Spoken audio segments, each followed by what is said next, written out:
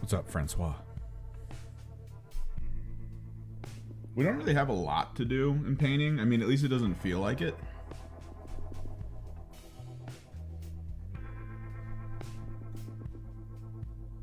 But like, I mean, I say that knowing full well that this could actually take a while.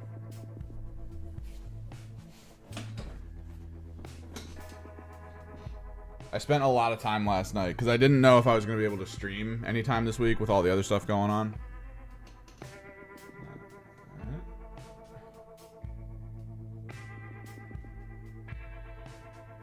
So we kind of pre-marked where I want fluorescent effects. We still have to do the fluorescent purple back shadowing that we were going to do for like kind of that back OSL once we got most of the main paint jobs done. I think that's going to be what we do now, actually. Because I need to see what that looks like, and then I need to make adjustments.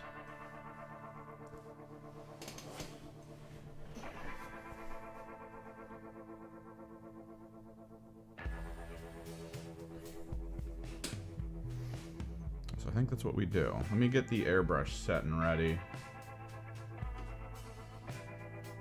There's so much stuff over here, man.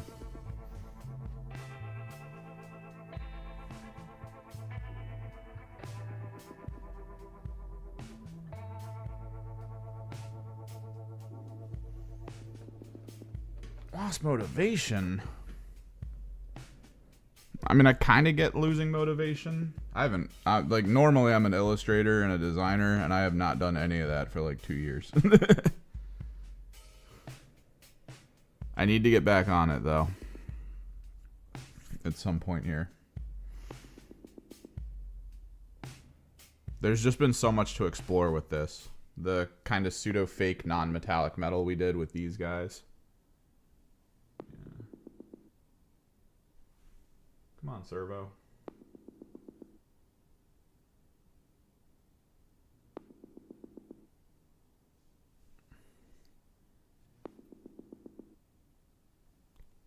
Which castigator are we talking about? That's kind of the BS of where we are with this game now. Let me get the backsplash up and running.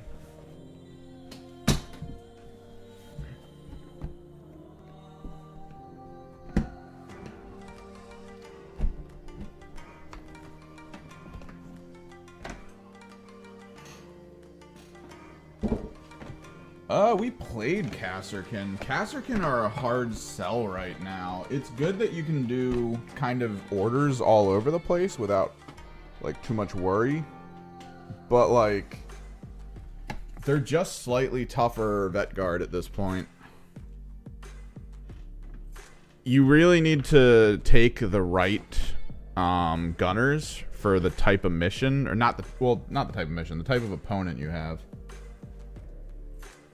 Yeah, so the one that I have. Have you seen mine? Were you around for when I put mine together?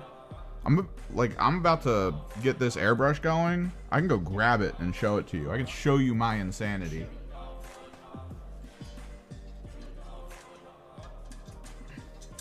I have a whole video on this channel about it.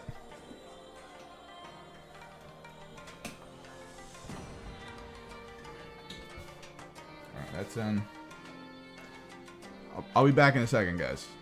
We can talk about Kasserkin a little bit, Sebastian, because there were some really good plays the Kasserkin have. Key thing would be the Recon Trooper, the one that lets you do that free once per... I think as long as he's the target, you can do the free redash thing. You have to be very good about cover. You have to be very good about positioning. It is definitely not a quick and easy team, but yeah, hang on.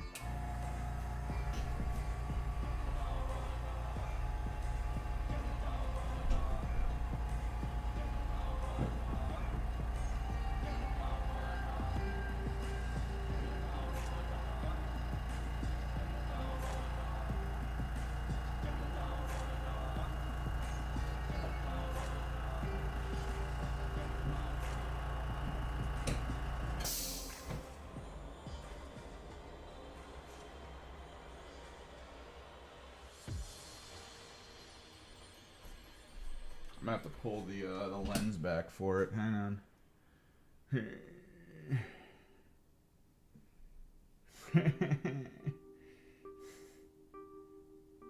Some Magnus sword conversions, tons of Zangor and Thousand Sun relief sculpture bits.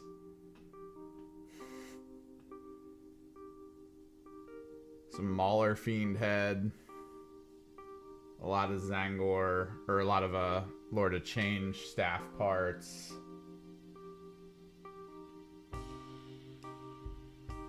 This is my Castigator. Captain Morgan stance on top of a one of the like Tyrant class Imperial components. The relief sculpture on the chest plate.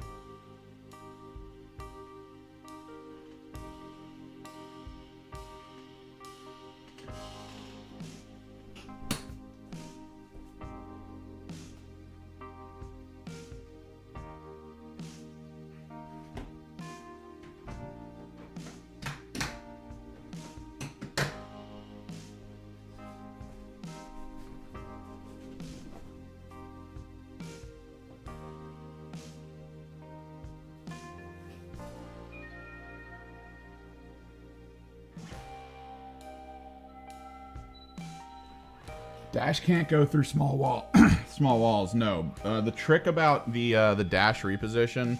So, how do I put this? Kasserkin are extremely interesting when it comes to taking initiative. That is their big key thing that they want to do in a game. We got a lot to do here with white ink and fluorescent purple for now. So that's like the main thing they want to do is control who goes first for a major turn. Usually that's going to be turn 2, might be turn 3. The key thing is you want to be in a position where you're right at the edge of an opponent's threat range. Now, threat range is basically the distance around them that they can move and shoot within 2 inches of themselves, or charge, which means it's the same exact distance. It's move, shoot, or charge. So if your entire squad is like right there, like right at the edge of where in turn 2 that unit would be able to be like, all right, I'm here and I'm shooting your guys. If you were to spend the command point to get that dash function, right, and the recon guy is like behind the units that are at the front, you could pull them back to like other terrain depending on how the terrain is positioned to make sure you're outside of that threat bubble. So if you fail initiative, you can be like, ah, crap, and then like that's it. But if you well, you don't need them behind. That's the Vetguard thing, not the Kasserkin thing. They just all dash wherever the hell they want to go. I keep forgetting about that. So, but then if you're in that moment where you're like, oh, I get initiative, and I really need to be able to get up on top of your character with this one model to do the grenade, to do like all this other crazy stuff you have access to. So now I'm gonna do that free dash instead to move forward to have the best positioning to be able to trigger these effects, usually with melt-a-gun, flamer, stuff like that. Foregrips are huge. I think foregrips are probably like the gun.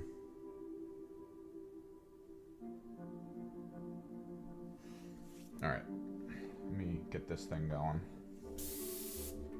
I'm gonna need to put some cleaner in it, clear up the back side of it.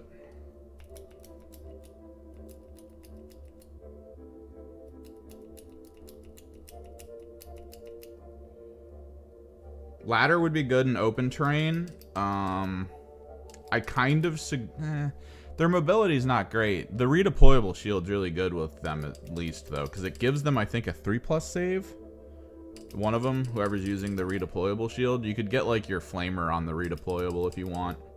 But just keep an eye on the map. You might want to do, like, the heavy wall, because heavy walls are really good for, like, if your backline kind of sucks. You do have a lot of units on your team, so you might need more space to put them. And a heavy wall at the back could be pretty good.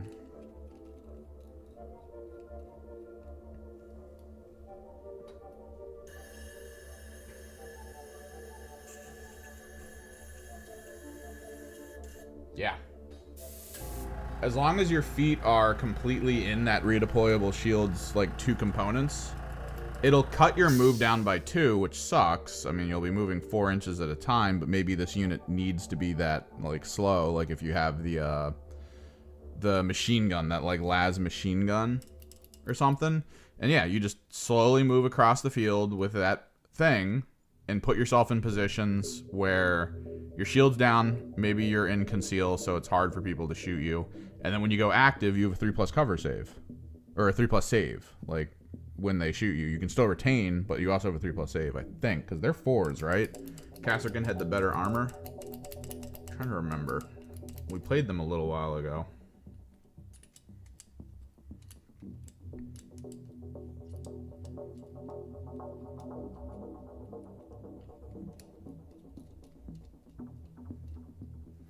But yeah, their ability to do a full field order, like every turn you just pick an order and everyone has it. You don't need like positioning like with the Vetguard and stuff. Your APL, the guy you do with APL that gives 3 APL, that is one of your best characters. You don't need to move him. The whole concept is put your guys places that matter, see where the enemy is, and then when he goes at the end of round 1, put 2 APL out on the field in the exact spots you think they need to be. Yes and no. You do need to be able to draw a line from the head of the character, and I believe that those characters aren't that great, but you can turn it slightly so that you face. All you need is that when someone shoots back at you, it intervenes. So you can kind of put it to one side and then use that angle, because as long as like the tiniest piece of base is intervened with by terrain, cover. 100% cover. You don't have to worry about it.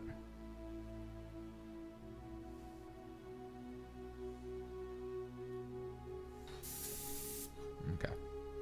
So the idea we had with these was once we had the main stuff done.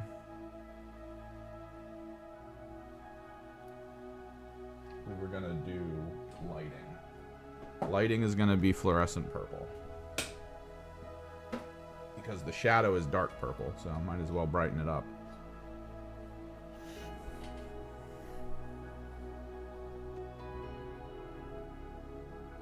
It's a good option. If you're fighting a rushdown team, though, do not look over landmines and barbed wire. So the way, oh, hang on. Yeah. So the way most terrain works, or the way most of the maps work, there's a diagonal of objectives. You'll have your home objective, middle objective, and then they have their home objective. On your home objective, if you put the barbed wire past it, your home objective against most enemies, like, they're not getting to it in time. Like, it's gonna take them 3 turns, maybe 4, to get to your home objective, if that's the case. So taking barbed wire and just putting it in one of the ways to get to your home objective, like one of the main aisles, that's it. Like, they can't go that way, which means you don't need a lot on that side of the field. You could probably use your Vox if you can move them up that way without much worry. Maybe you use like one of your backliners or something. Just anything dumb. Like, you could even reinforce it by just going up there, placing your melt-a-mine somewhere over there, and just being like, all right, here, come over here if you want, I guess. Like, you can one-man hold that whole side, and then everyone else on your team can go the other way. Barbed wire is massive. Massive because of that.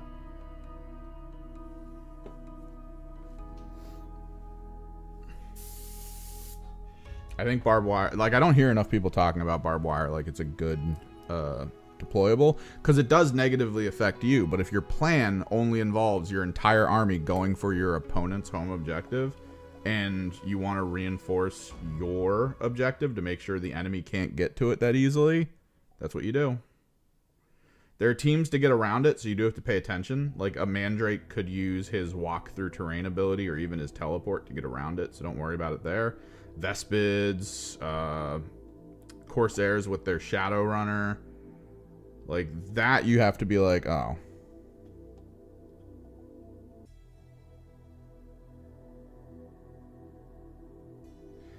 So there's a 1-inch area around the terrain to reduce enemy movement by 2. But you can just place it across an aisle. And if they want to go around it, they have to climb terrain around it, which means they have to lose distance anyway. So it's kind of a cascading effect of situations that do force your opponent to have to lose distance.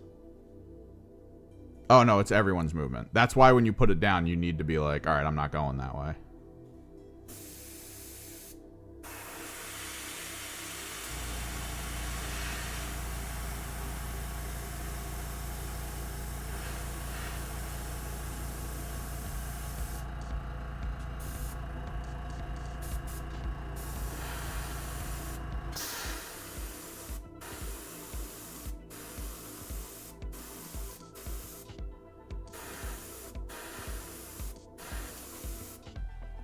Like, you need to be 100% set that you're not going that way. But it's still really good. It is just a really good option.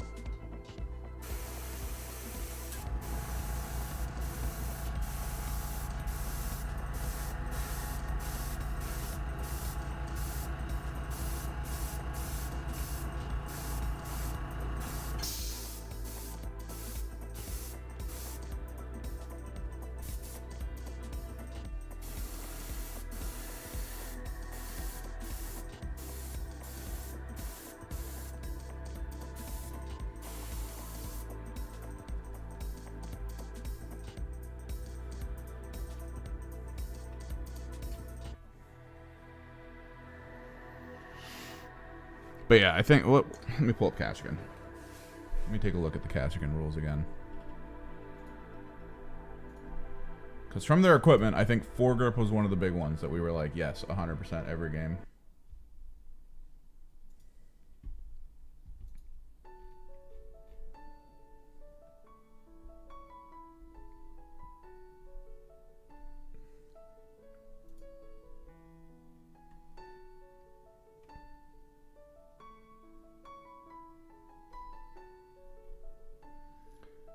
Sniper within 3 inches of it, ranged. So that's the one where data card range accurate 1.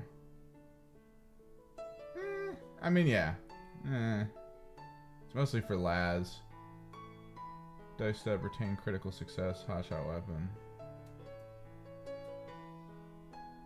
Have saturate. Long range scope was good. Relics of Cadia. That was a big one, to my understanding. That was one of the big ones that you definitely want. And you go combat daggers if your opponent is heavy melee, because that's just guaranteed. You're, no matter how hard you try, you're not gonna avoid melee completely. So you need that option to at least do like a little bit of extra damage, right? Like there's no reason to avoid doing extra damage.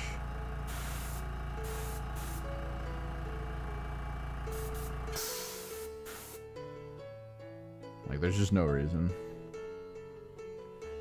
That 1 or 2 extra damage that you might get off in a round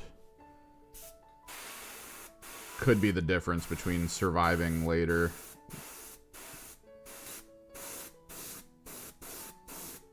With a more important unit.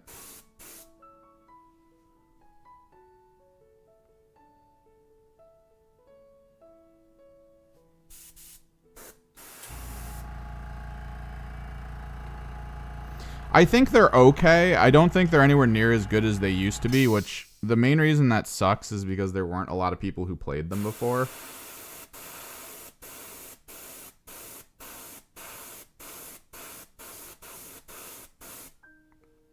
Like, they were actually really good as a team. Beforehand, it's just no one played them.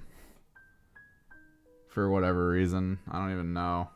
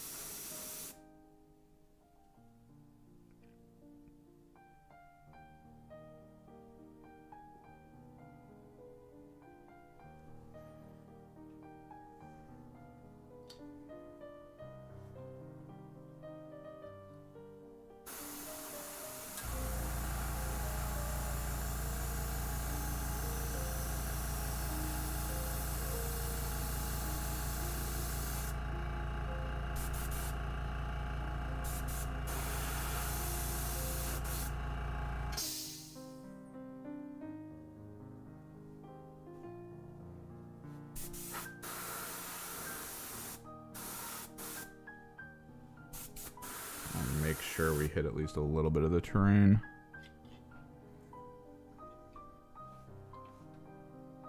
Yeah.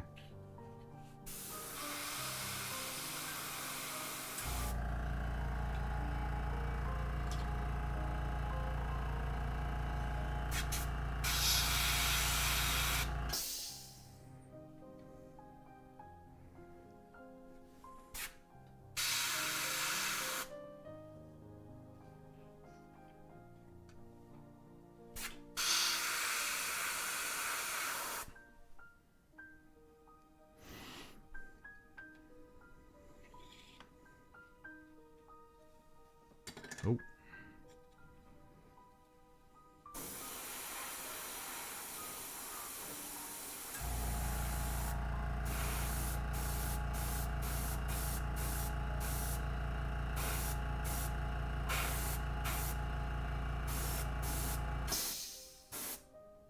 But yeah, you definitely need to wait for really good timing for yourself. Like, that's kind of the core of what makes all non-elite teams work right now, is heavy timing. Positioning, massive.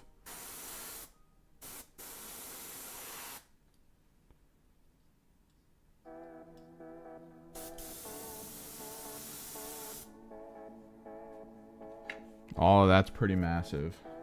But you gotta just be ready for the timing. And, like, how new are you? I noticed a lot of people that I go up against, they keep falling into the same trap I was falling into when I first started playing Kill Team. This is a turn-based game with back and forth activations. But people treat it like kind of like standard 40k because that's where a lot of people come from. So they just try to get things out of the way in their head that are kind of set up as like, I have to do this now, I have to do this now, I have to do this now. That's always their focus. Is just like, oh, now that he's sent one guy at me, I have to now kill that one guy. Why do you have to kill that one guy? Is that guy gonna go? Is he gonna counteract? Is he gonna do something special in the next 10 activations? Like, why do you need to kill that guy? Like, what's the point? Do something else. That's the last thing on your list. When someone gives up a model to be killed, the first thing I think is, do I need to do it right now? Is it super required? Is it very required that I drop everything I'm doing so I can kill one model? Is it? I don't know. Sometimes it can be. If the Brooded give up their Patriarch, right? The Patriarch can double activate in a game. So if they give up their Patriarch in a turn and plan to activate him again later, and you can kill it, go for it. If there's someone right up in your face and they're out of activations, which means they're going to be looking at... let's go with these guys first. Which means they're going to be looking at counteracts. Maybe go for it.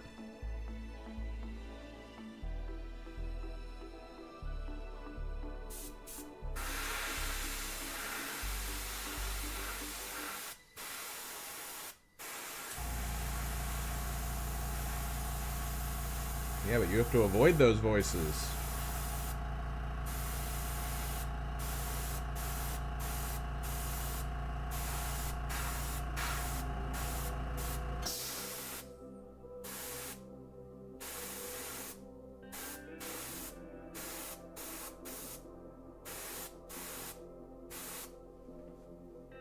Behold.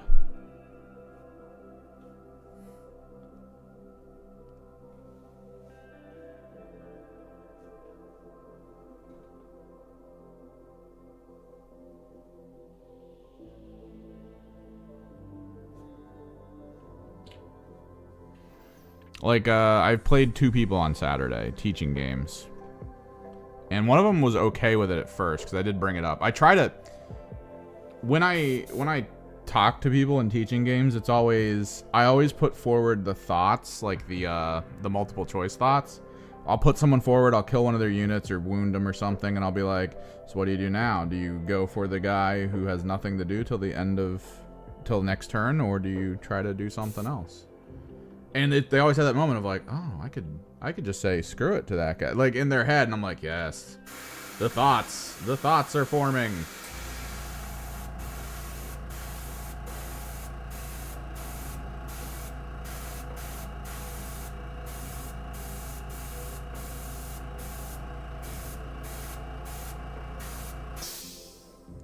Behold the thoughts.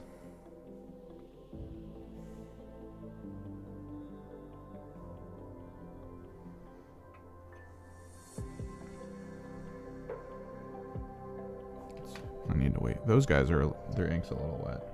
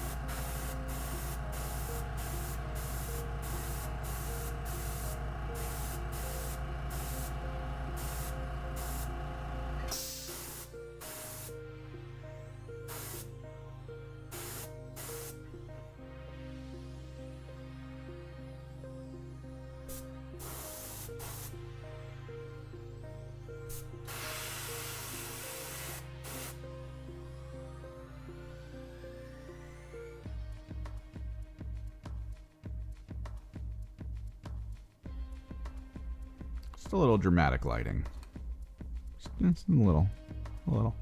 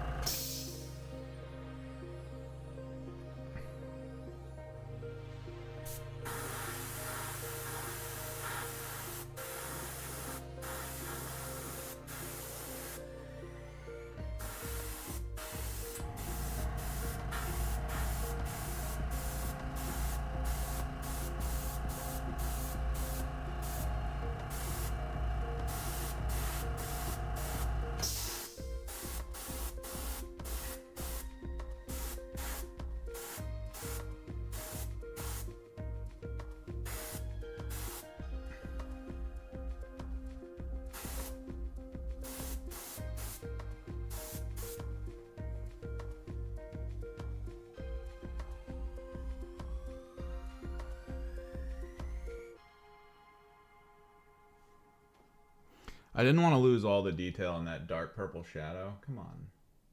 Come on, Servo. I leave you on for a reason. Come on.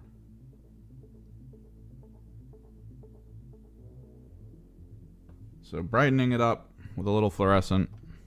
Always good.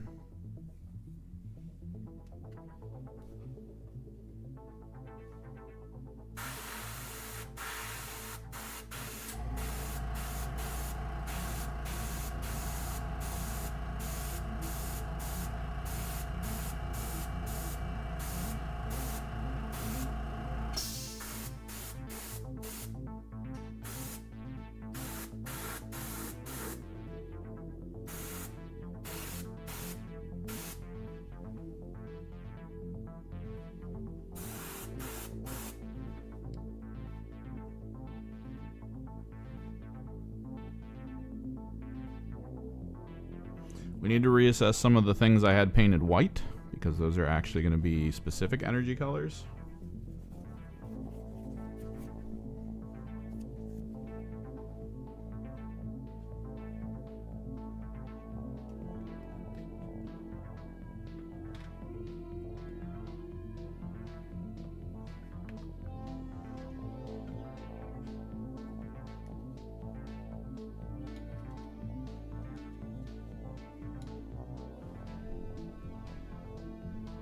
How's everyone doing today, though?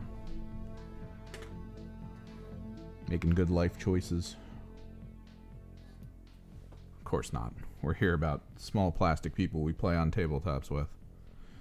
Good life choices are not in our wheelhouse.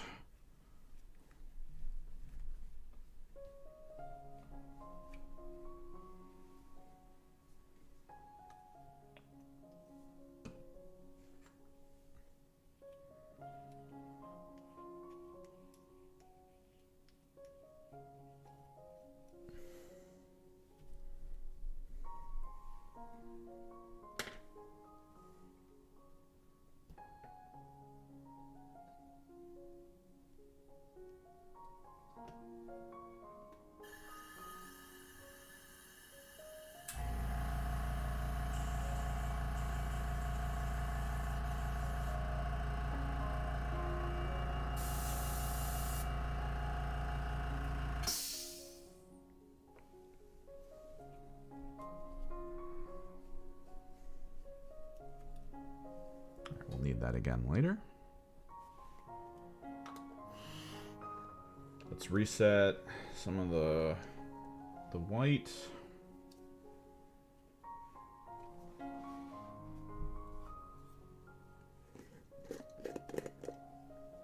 Nice.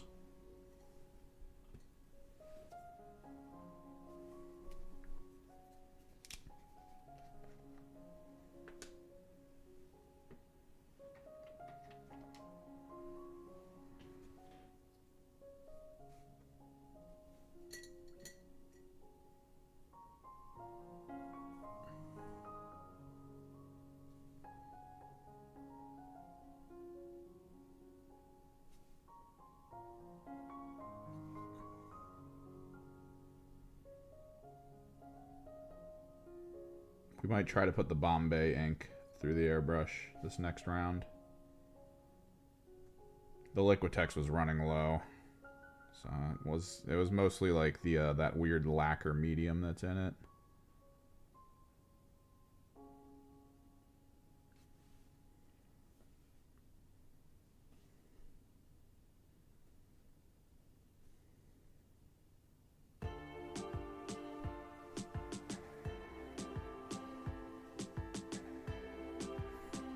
Like, you gotta be more specific. Any others compared to what? Kill Team is what we do for the channel. I have played Age of Sigmar 40k. I have played Underworld's not the new one yet. That's what this is for. I played War Machine. I think, I want to say 2nd edition, MK2.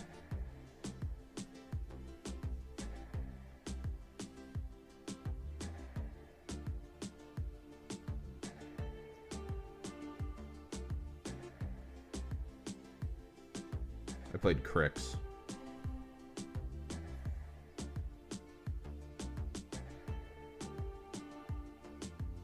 It was sad to see that game go.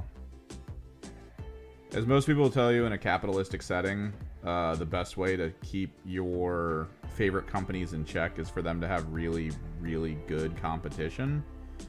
And Privateer Press was on its way to do that. But holy God, the missteps.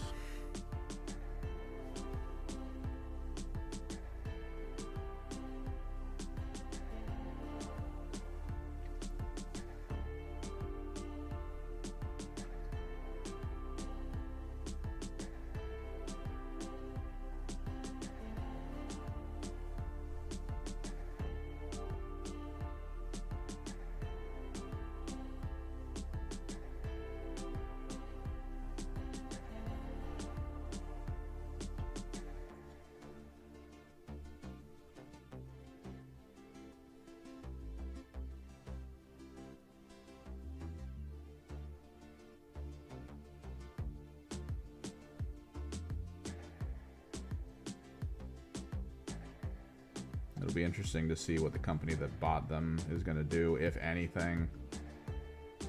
They might not do anything at all.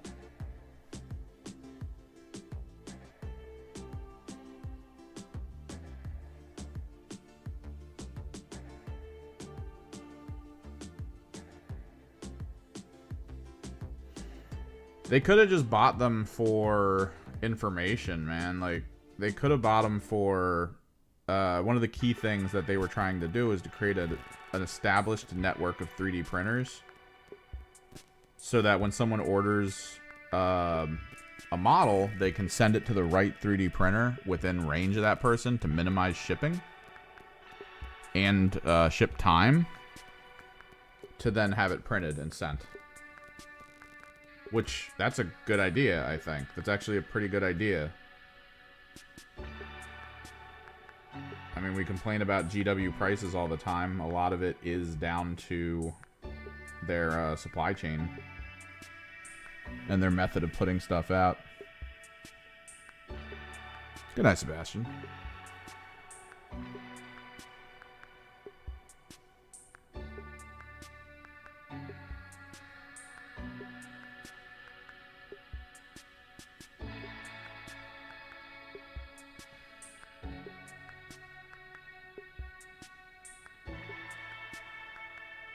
They've tried several times to expand how their supply chain works, and every time it's bitten them in the ass.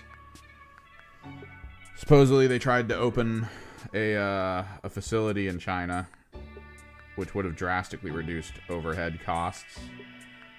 But then that factory started using the STLs they were sent to sell gray market models.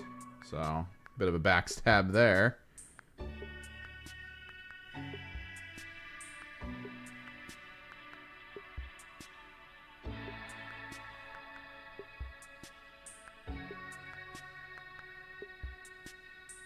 And then they opened a new... They bought and then opened and was spinning up a new warehouse right before COVID hit, supposedly.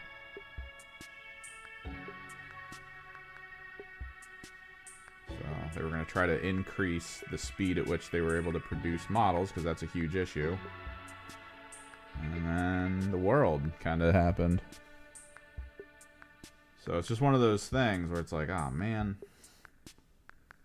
But now they don't really have competition. And I know a lot of people point out like the kind of one-offs that keep happening.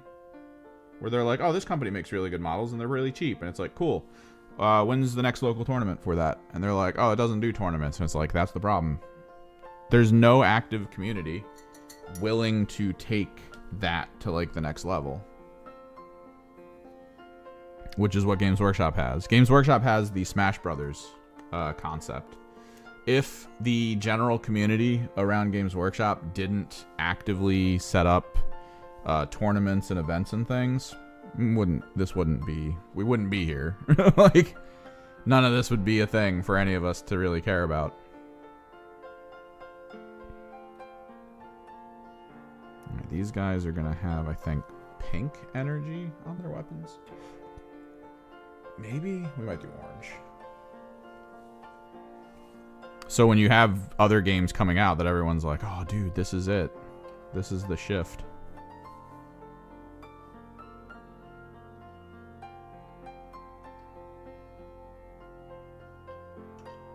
And it's really not. Like, no events, no tournaments, nothing. No follow-up with the publishers. They just throw it out in the world and expect it to work. And it's not how that works. I am building 2 warbands. These are warbands for Underworlds. We are working on finishing up painting them. Just getting their final touches down because there's a game coming out in 30 minutes that I'm really interested in. I can hold off playing it until these guys are done. That's fine. But I really want to play it.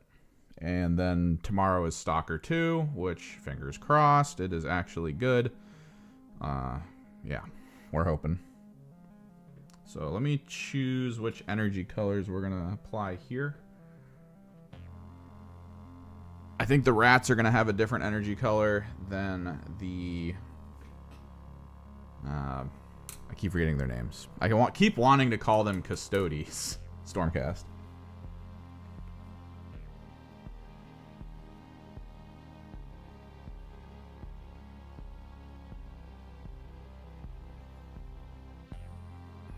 So the general armor is green and orange, along with their fur color.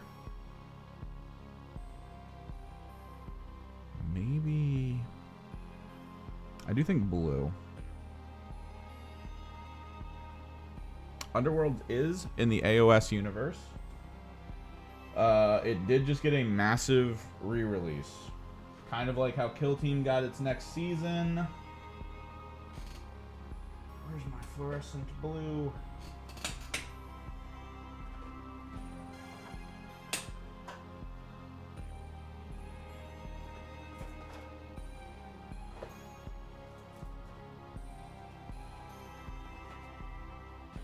Got it.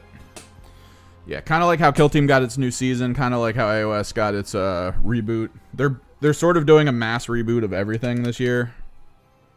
They're doing a drastic overhaul of pretty much all of their big game modes to try to reorganize it to be a little bit more casual, a little bit easier to understand, but also still trying to maintain a level of complexity that people have come to enjoy from these games.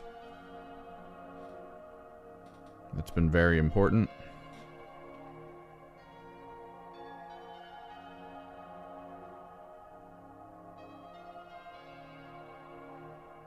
AOS is certainly no different. AOS actually, I love the overhaul of AOS. AOS is really fun.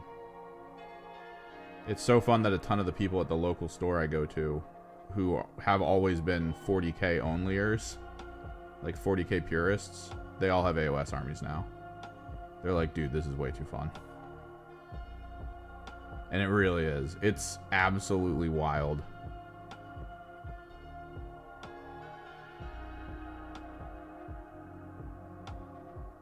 I love my Disciples of Tzeentch army. It's not the greatest, but it has so much gimmick in it.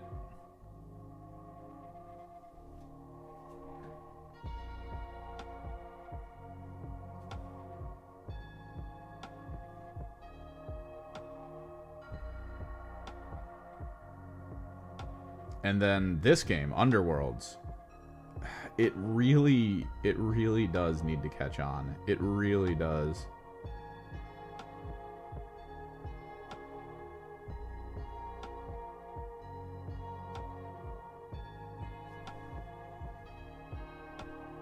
Like, this is a quick one-off game that, like, Games Workshop really outdid themselves with kind of depth equaling speed as well.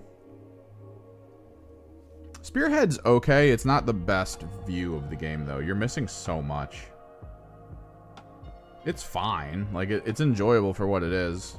We had a Spearhead League at the local store. That was pretty fun, even though my team didn't really do that well. I play Disciples of Tzeentch. The Disciples of Tzeentch Spearhead is okay if you can keep your flamers alive. If you can keep your flamers alive and keep putting damage into people, you're good. The moment anyone gets on your flamers, it's over. You just have to, like, scrounge for points and hope.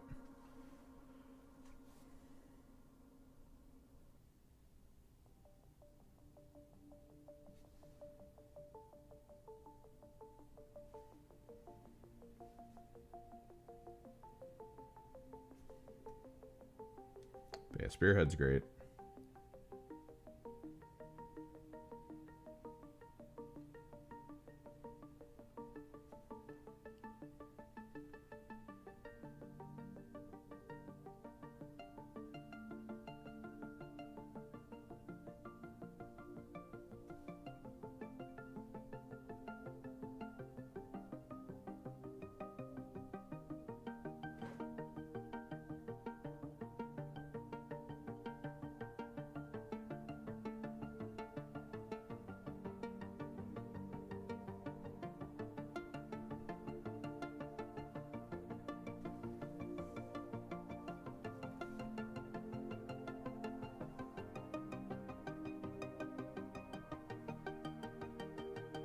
Yeah, right now we're doing effects. We're going to hit a little bit more on the OSL, but we need to get a little bit of this done.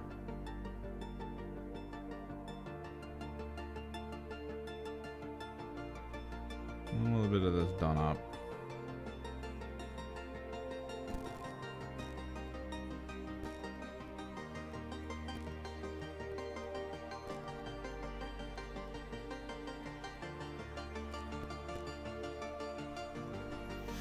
I don't think I have any kill teams to work on anymore. We finished the Hivestorm teams. I don't know if I want to get the Ratlings.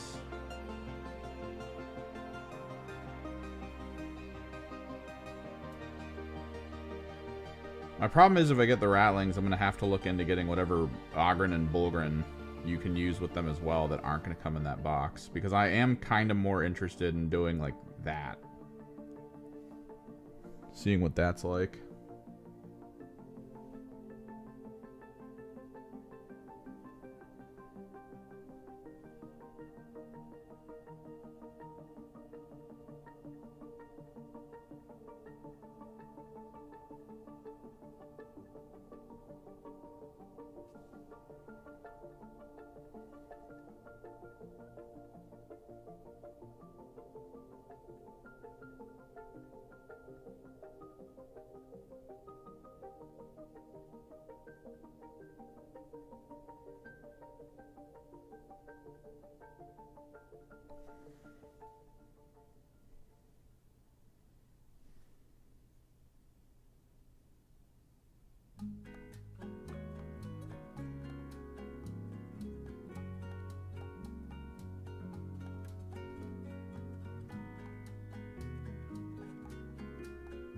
Trying to figure out how to do the videos without the models though, because I don't have all the season 3 teams, and I think we're missing, between me and my friends, we're missing one season 1 team, and I do want to go over all the teams for KT24.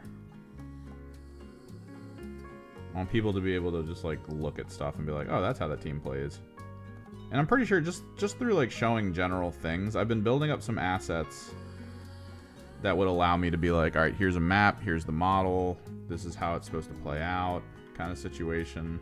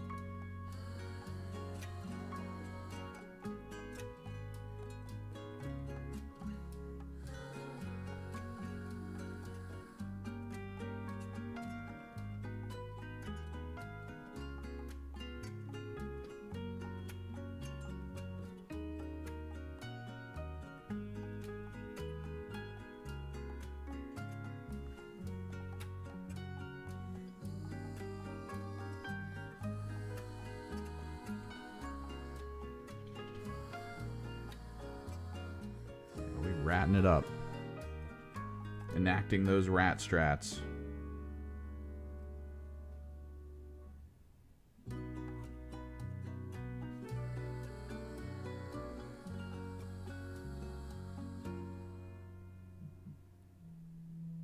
And I'm getting a phone call.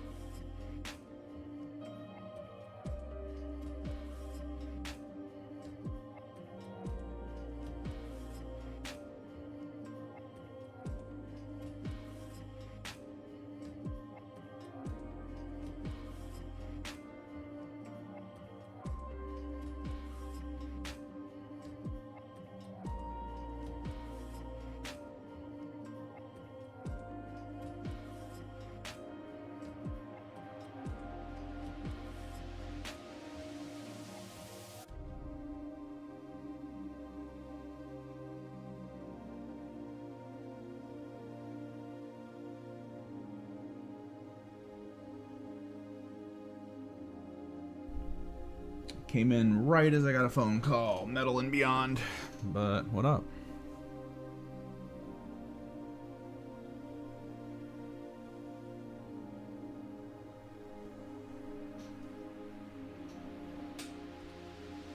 Turn the server off.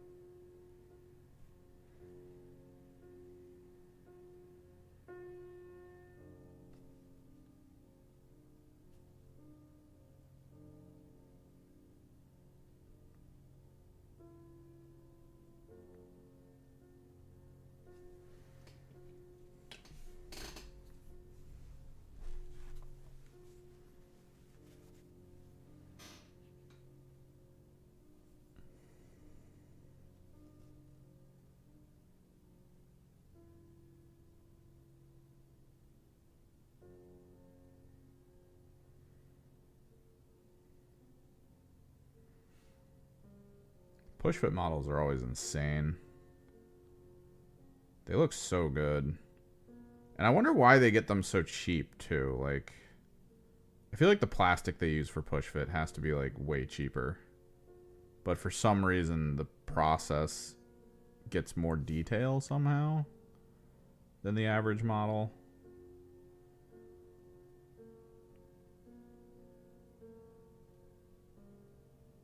I just feel like I bought a box of Combat Arena. It's like a Barnes and Noble explicit release. Like you can only get it through the Barnes and Noble storefront. I think they might be out now.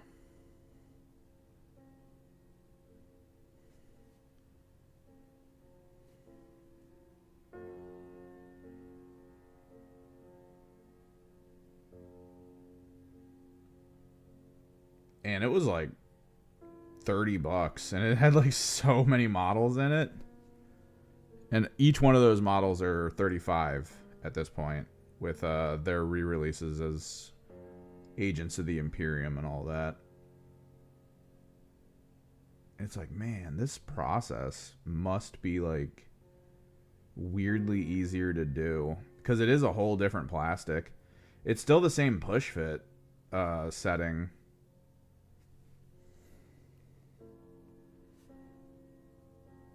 But it's definitely a different material.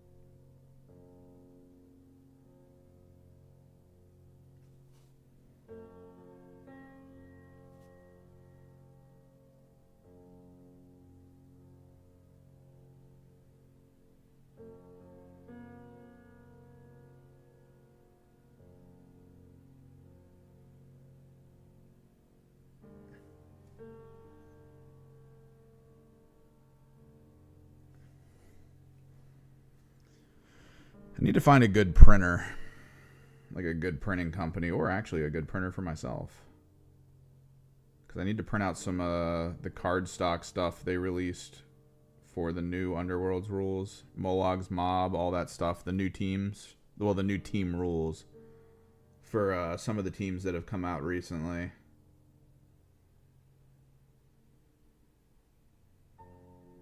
I'm guessing I'm getting back my Ephelim's team, but the other Stormcast team that I got out of that Ephelim's box is Legacy now. It's part of that like Legacy Allies box. Try to hit this eye without touching anything else.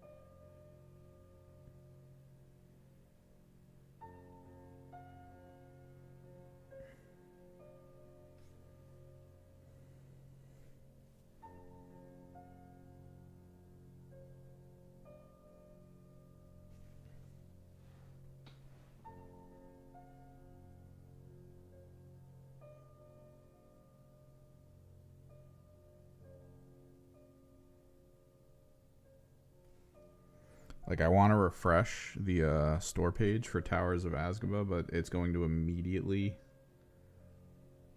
play the trailer.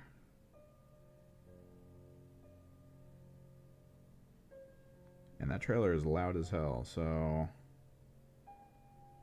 don't know about that. It's interesting. This is one of the first like early access games that was coming up where it's not already out on PC as like a really early access or as like a pre-purchase at all.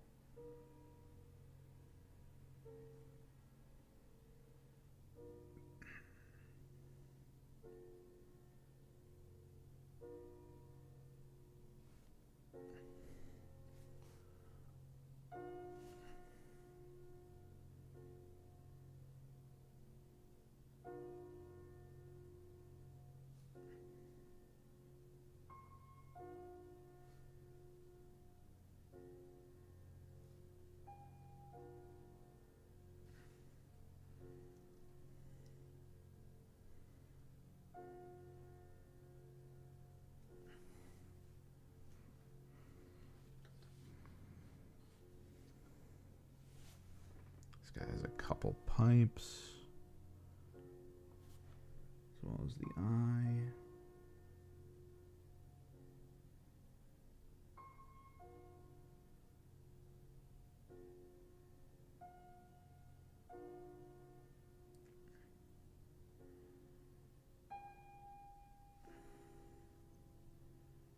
I do really wish the local area had better skirmish communities.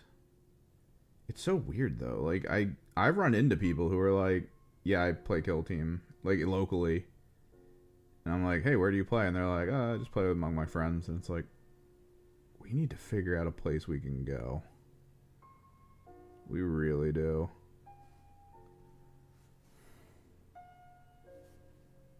It would be like the ultimate ideal.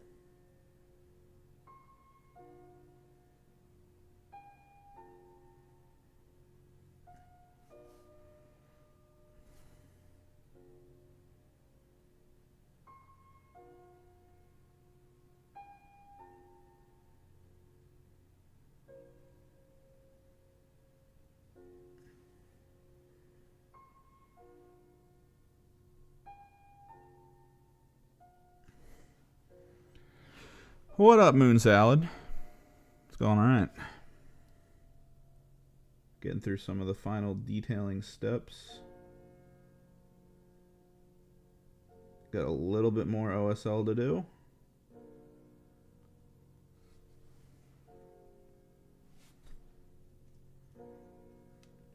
Liking where my cave rats are.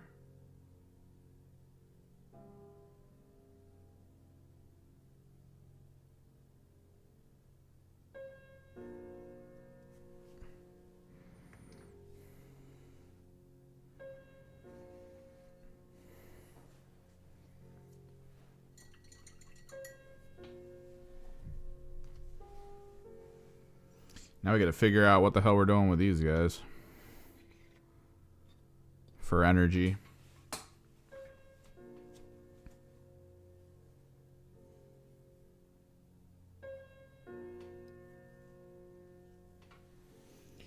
Oh, the struggles.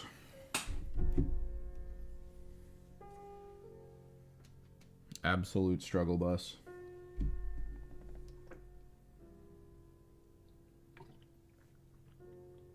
It might be best to do an orange to yellow. I don't know. We're going to be using a little bit of the orange to yellow in here with the bomb fuses, the headlamps, the shoulder lamp, stuff like that. The exhaust on there.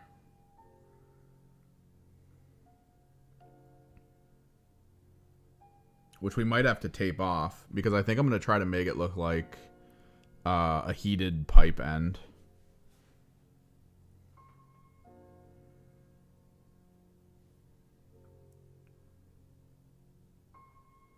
Could be good. I think it'd be fine though. I grab orange, yellow, and short truce.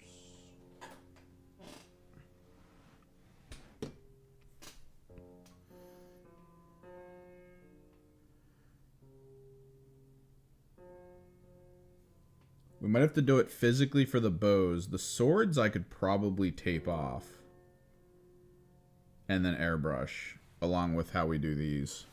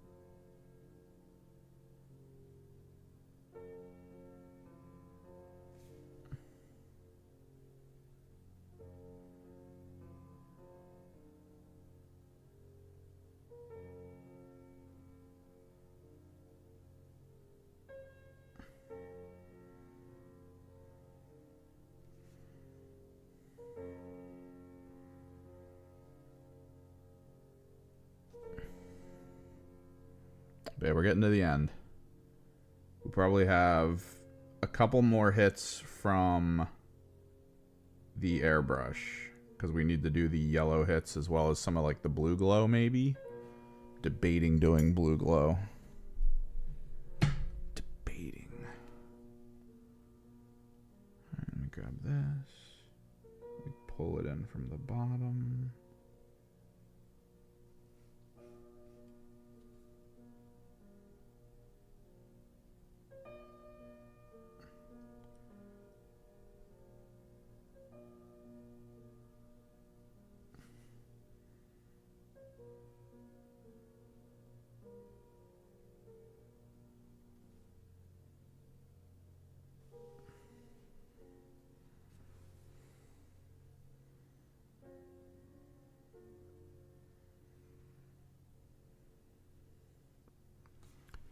Gotta do what makes you feel happy, man.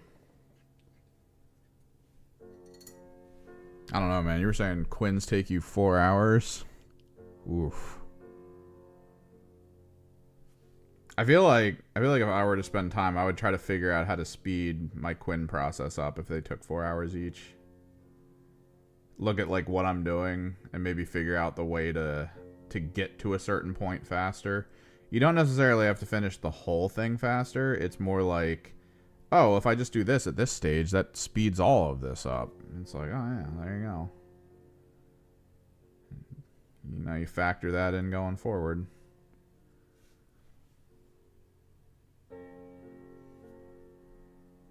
And if you always need a break, I mean, I think you said you had an airbrush now, and you were thinking of just doing like quick airbrushing on Vulcus. That could be something fun to just like take a break with. Figure out some fun colors to do some zenithal work with.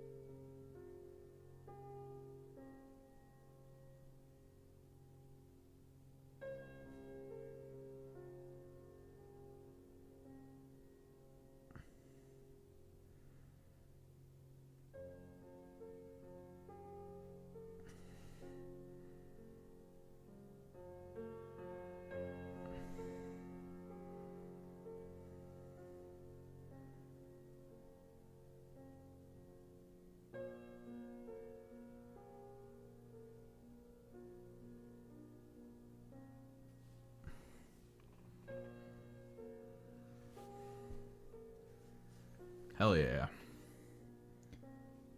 It's almost cyberpunk-esque.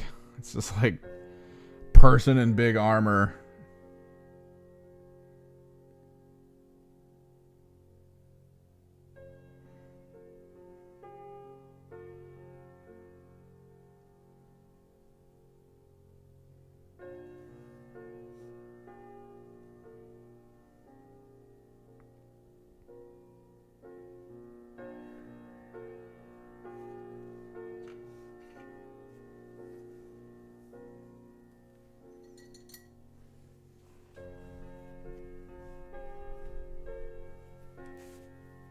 So we need to basically set this guy aside.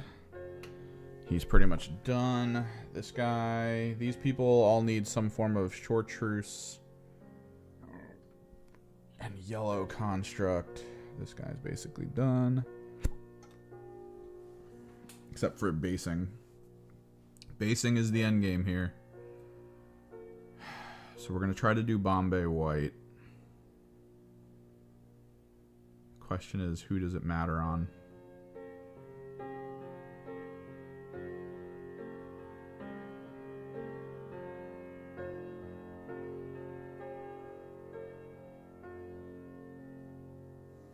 As well, I gotta grab some masking tape.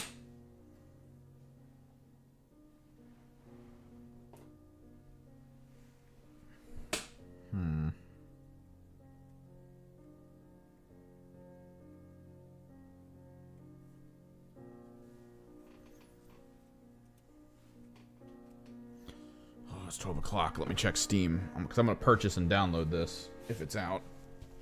Yeah.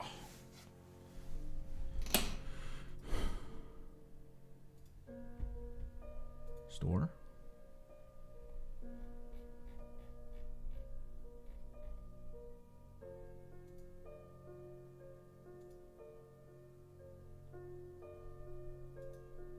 Steam, exit. Restart, because it's supposed to be out right now. Please.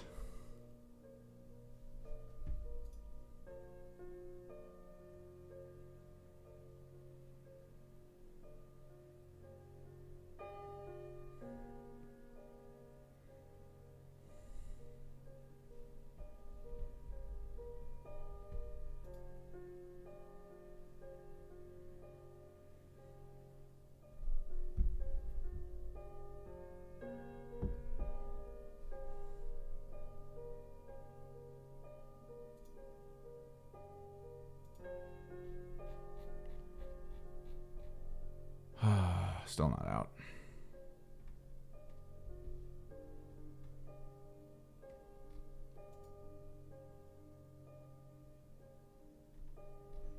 Sadly, not even in top sell. Oh no, it's out. $30. Let me pause. Add to cart. $30 isn't bad for what this game's supposed to be. I agree. Purchase.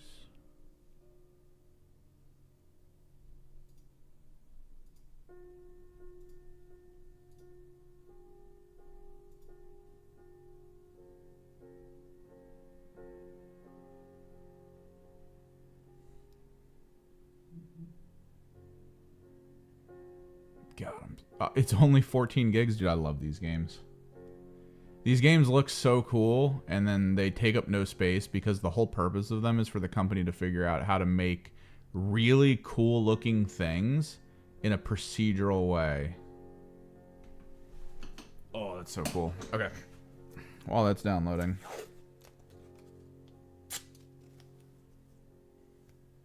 Yeah, but it's gonna be Erd Tree. It's gonna be Erd Tree.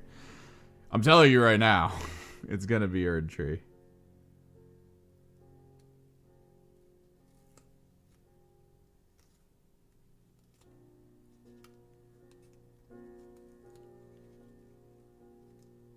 Whether you want that to be the case or not does not matter.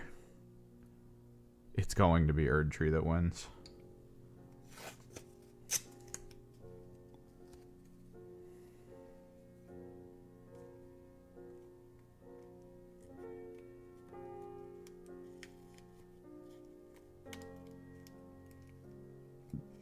Elden Ring is about to win 2 Game of the Year awards in 2 separate years.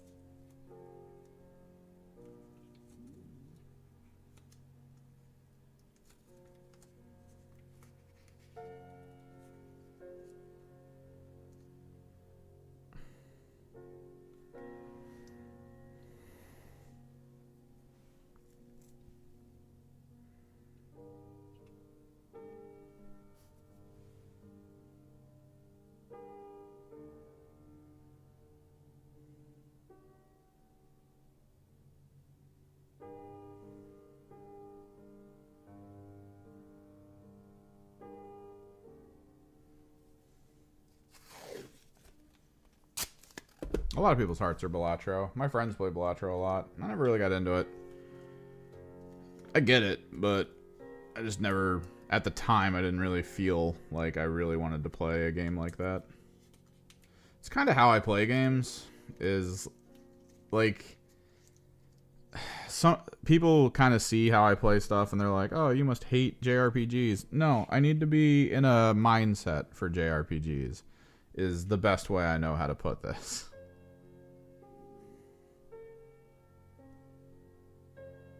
If I play a JRPG the whole way through and then a new JRPG comes out like immediately after, I'm not super ecstatic to play that JRPG. I'm gonna tell you that right now. I'm so burned out on what I just did.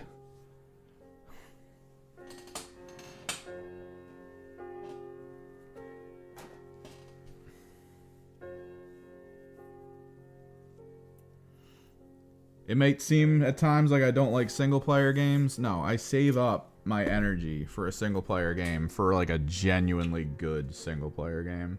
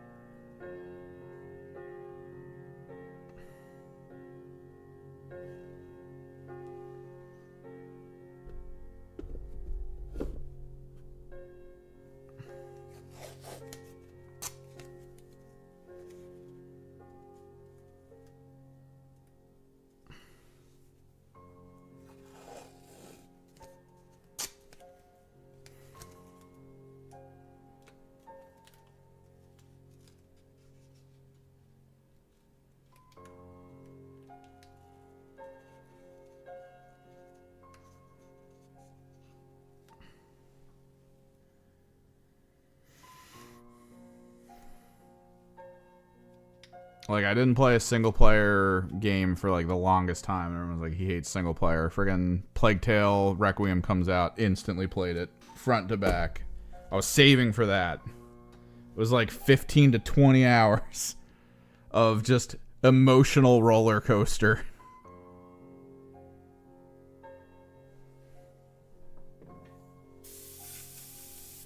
Let me clear this as best as I can.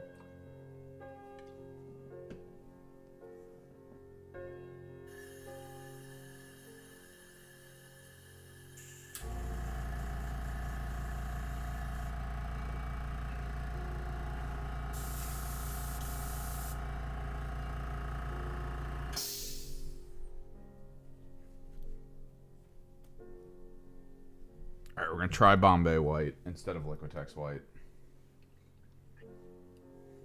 Because my Liquitex White is basically done. Ugh.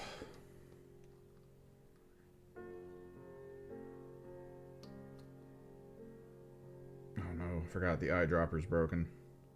No.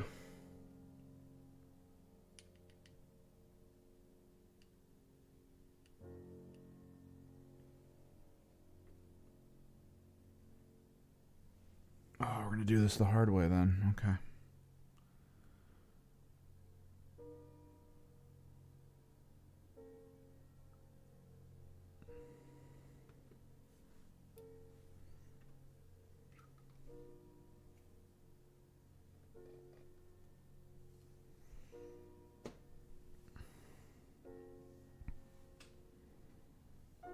get some of this going. So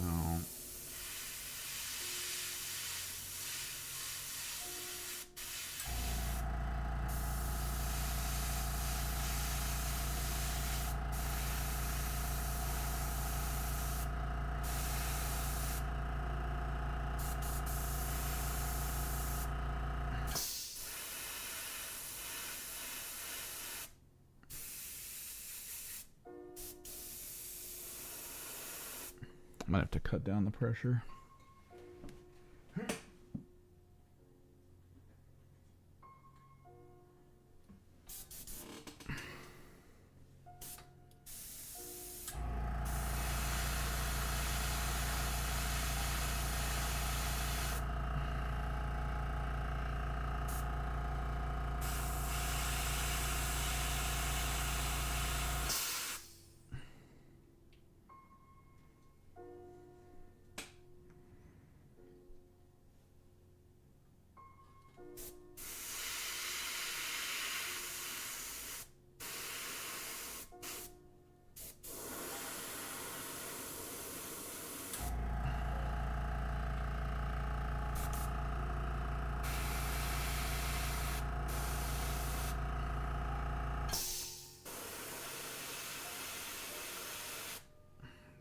Bit on his back.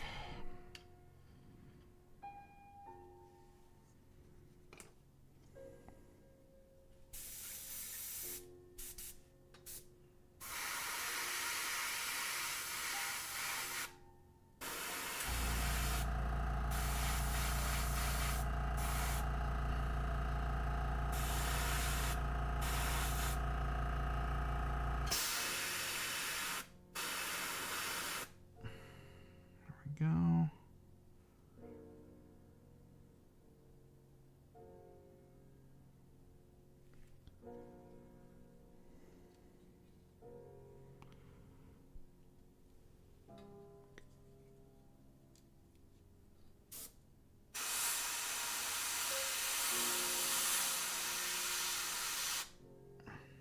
Because I want his axe to actually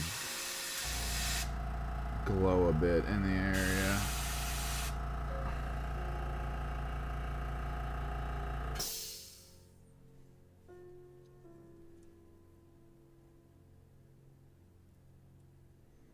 No, yeah, and the thing is, Void Trader is improving over time.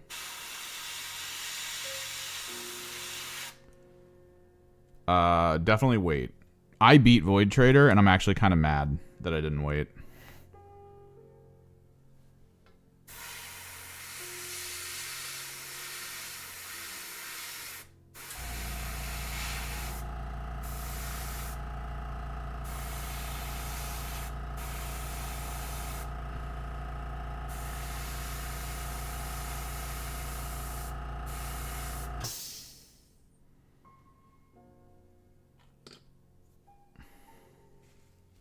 Like, genuinely, I'm actually a little bit mad that I didn't wait on Void Trader. Because, like, I beat it, and then they added in the expanded ship stuff, as well as the new ally you can get. And it's like, god damn it. And there's, like, a ton more coming. So, that's one of the situations where I do not like the approach of early access. Is just like, yeah, you can get to the ending now. Or you can wait. And, you know, actually get all the stuff. It's like, great. Super ecstatic about that.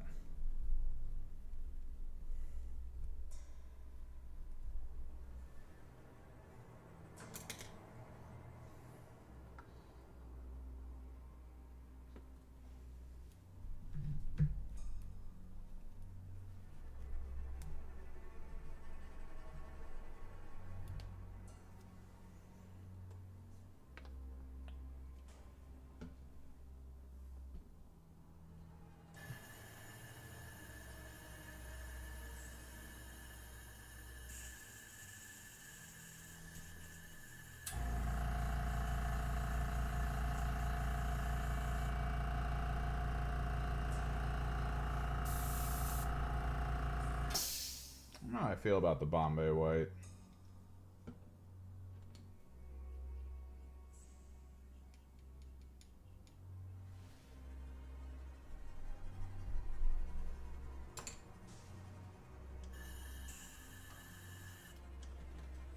Maybe the pigment was too big.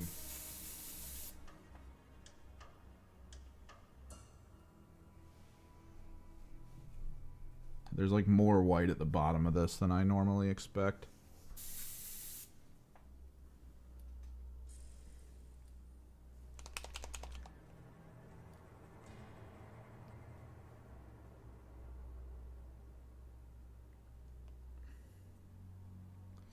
Ooh. All right. We got chartreuse to work on.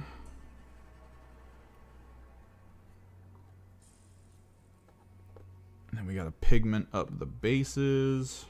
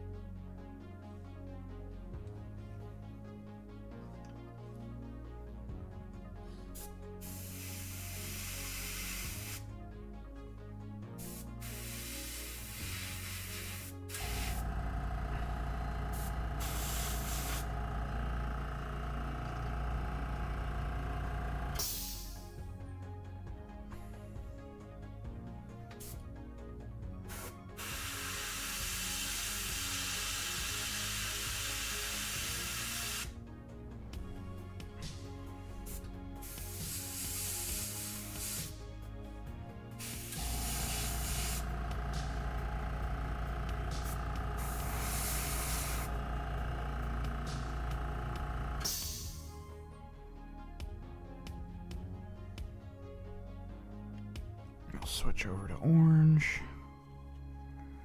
Once we get all this set.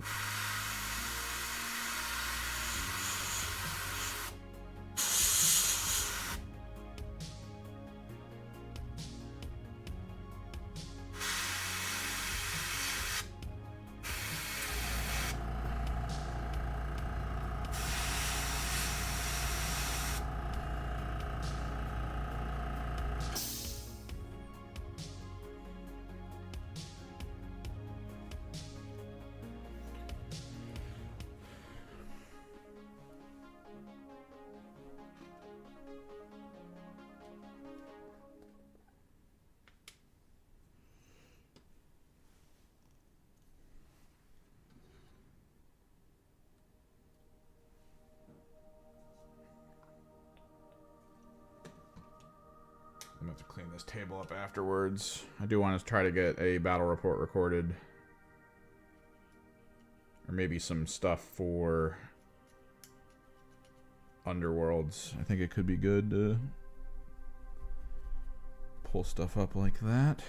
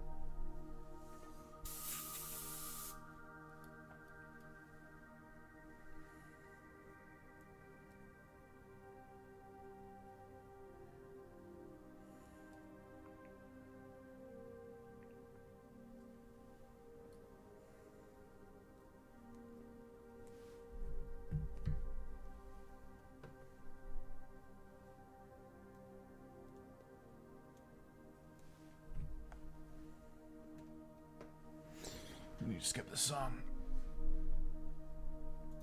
Man, our viewership has just dropped completely.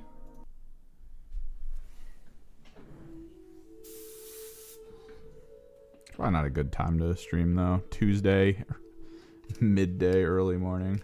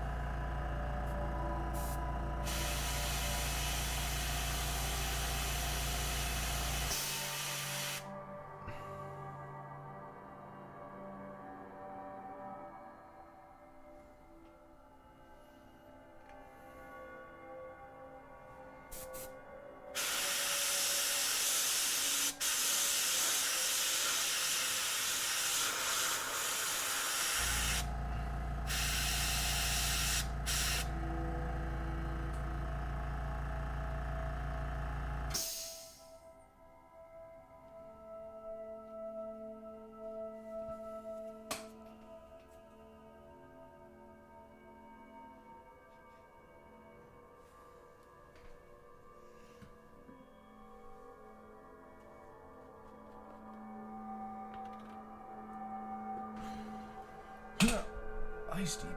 I remember this one. I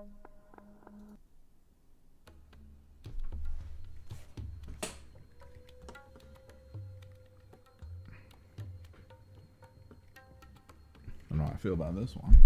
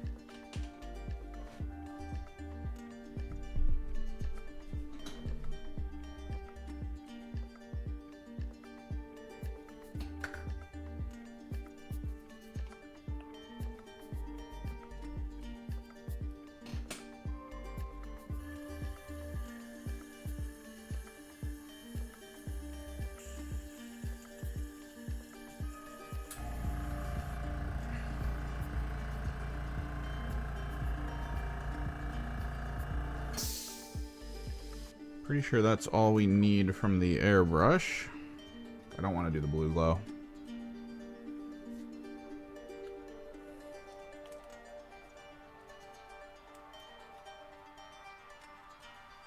It's a little heated pipe.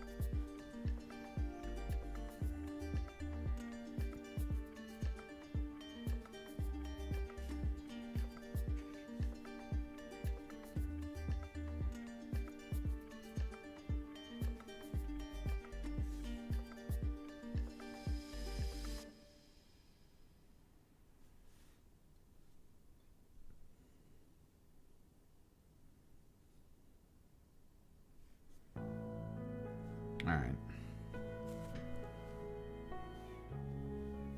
What color pigment do we use?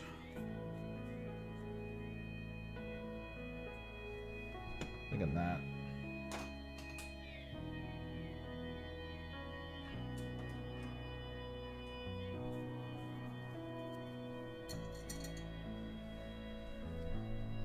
Brown iron oxide from the Vallejo Pigments line.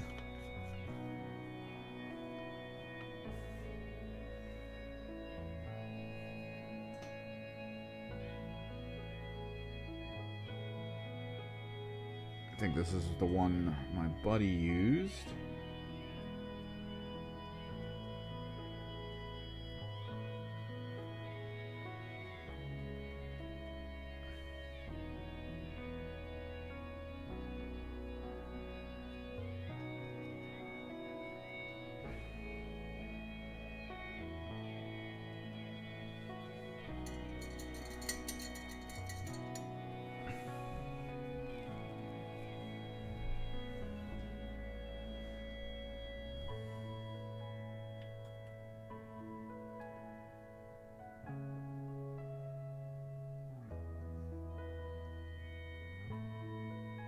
Need a different brush. The bristles are too hard on this.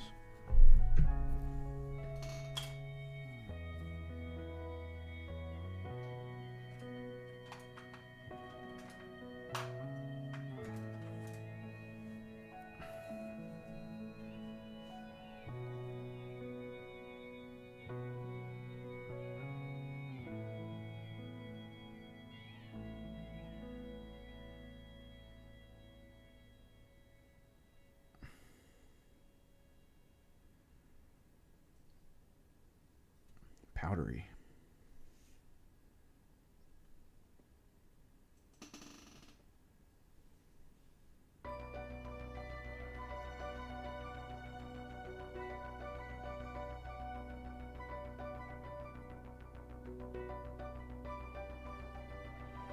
We might two-stage pigment this.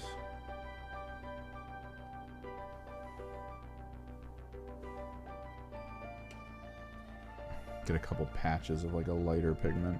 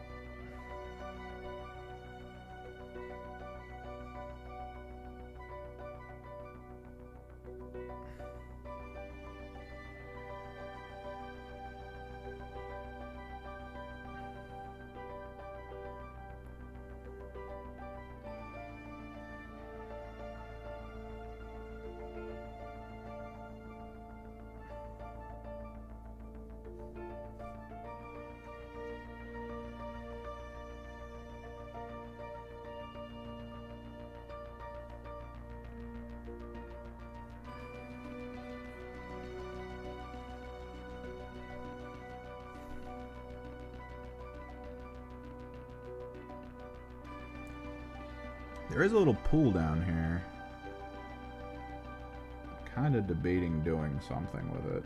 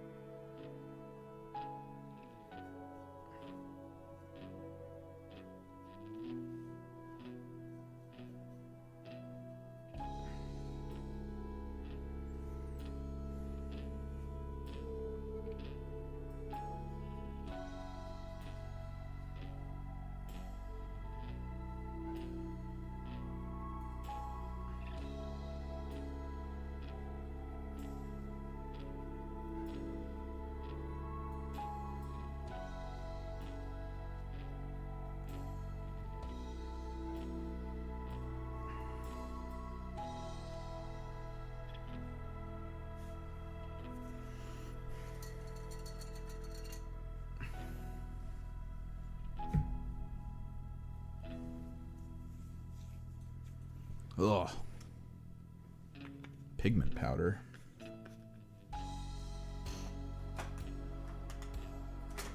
Alright, if we're gonna do patches.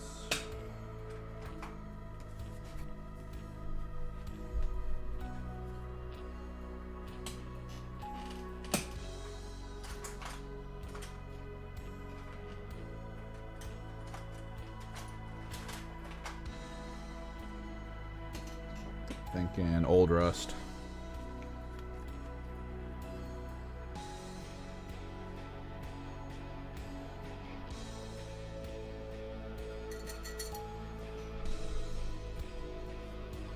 Clear this off.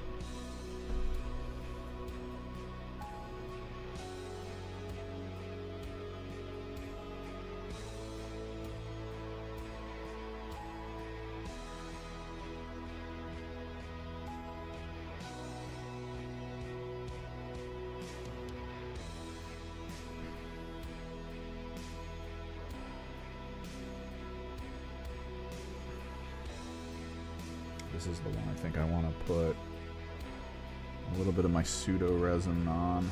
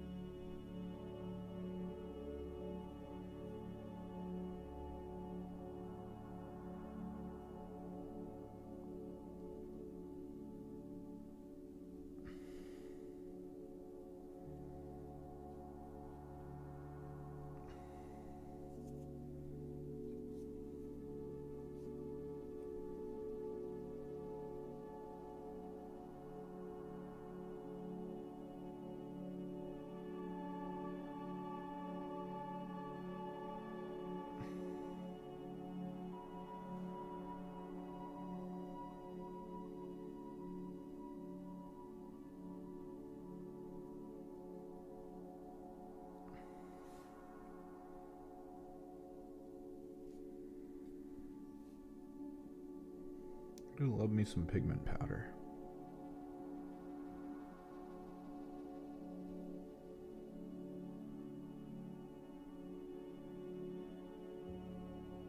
It's like a way to barely have to do basing. It's such a fine texture that it physically looks like dirt. Like it actually physically looks like dirt at that scale.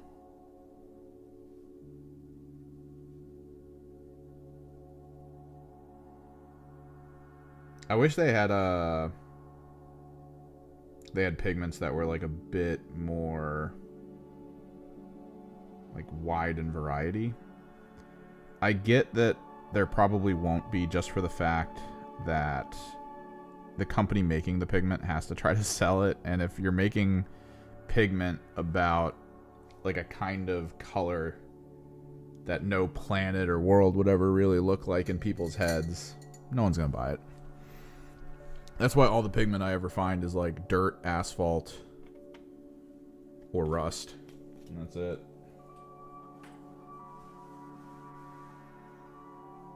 We want to work on this guy real quick. Let me get paper towel so I can clean all this pigment excess up.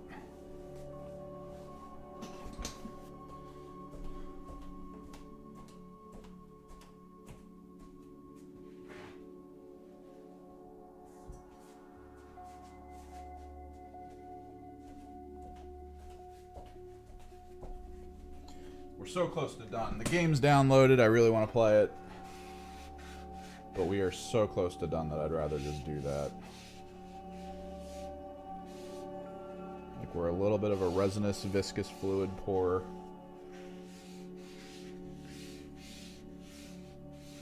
And then a black border.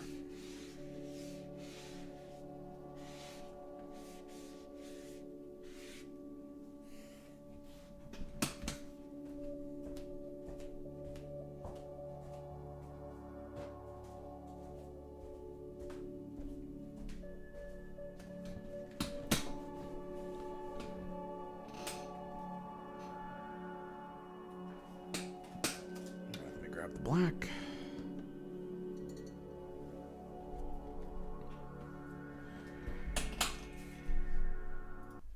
Skip that.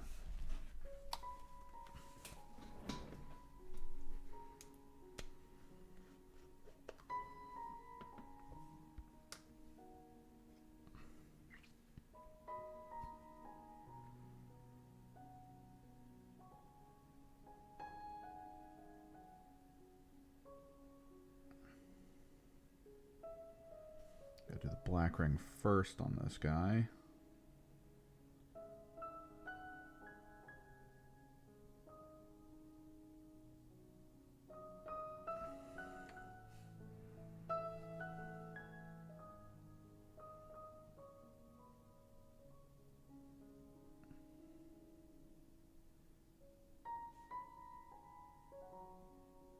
Normally I like to save it for last, but this resin pour, or this resin medium pour rather, it's going to take a while to dry. So I kind of want to just get it done. Okay.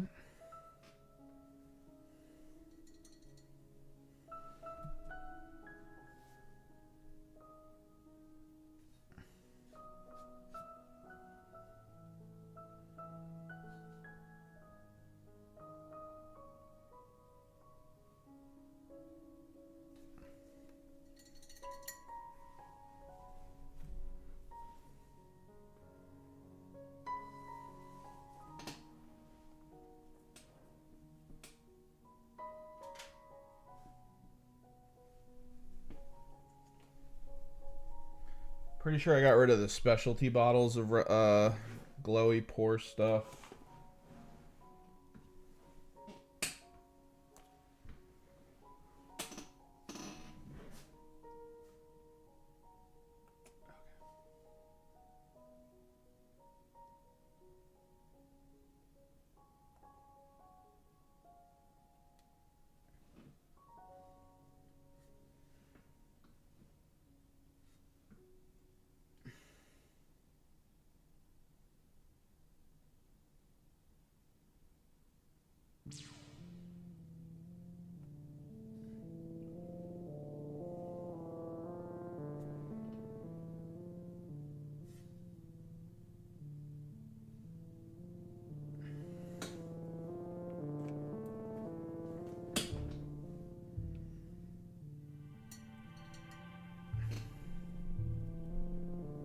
Freaking gnat, man.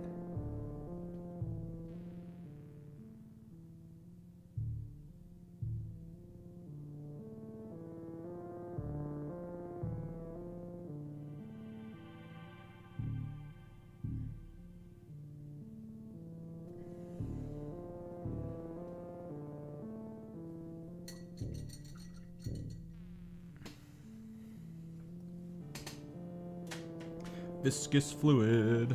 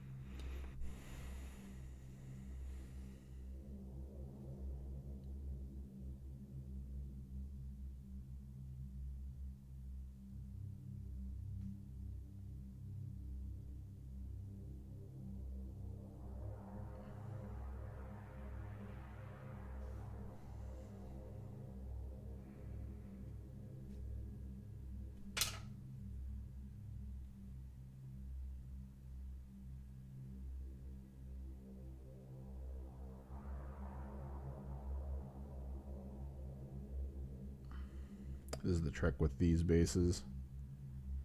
Push fit bases aren't just perfect rings all the time, so you have to kind of like hit them from an angle with whatever your base ring color is to try to ensure you actually get like the different heights and stuff of it.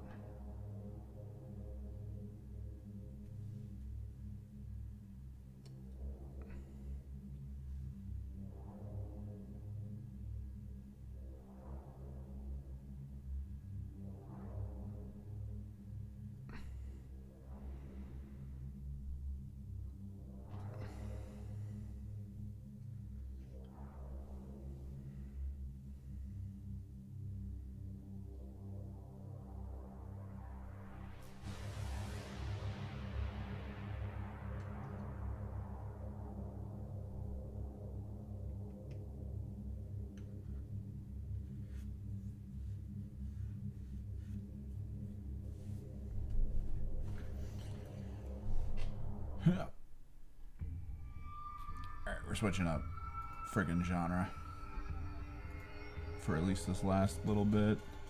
Ambient just went to like ambient horror out of like nowhere.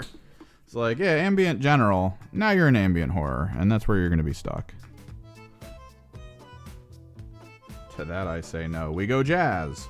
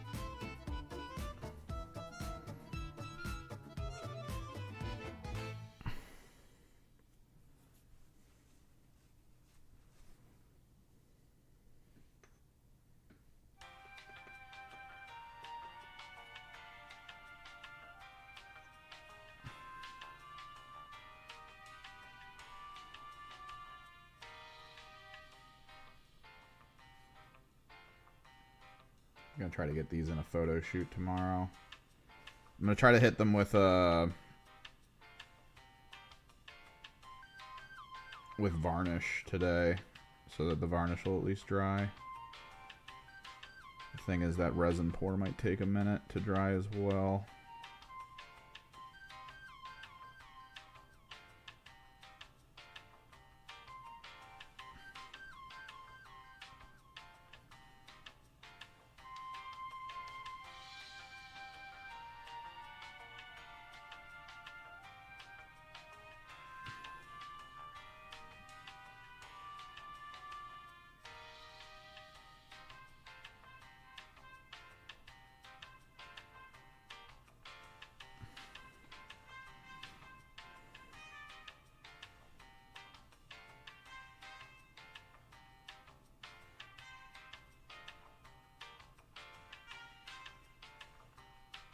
This must be the freest jazz song of all time.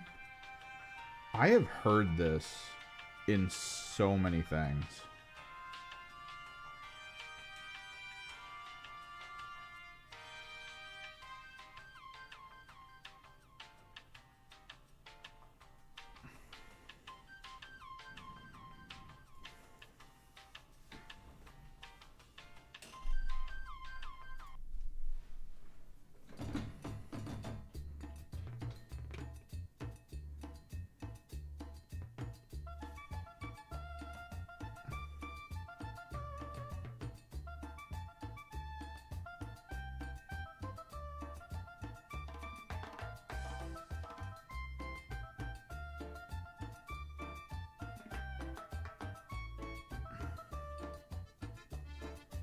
So I was looking at the rules for these guys. Apparently you can choose, I think, once per game to make one of these things double charge in a single, like, round. But then it, like, immediately dies if you roll a specific dice roll. And it's a pretty high chance. What up, OJ? Yeah, slow paint day on a Tuesday. I wanted to get these guys done. Towers of Agazba's out, so I gotta play that. That's gonna take a good chunk of my day.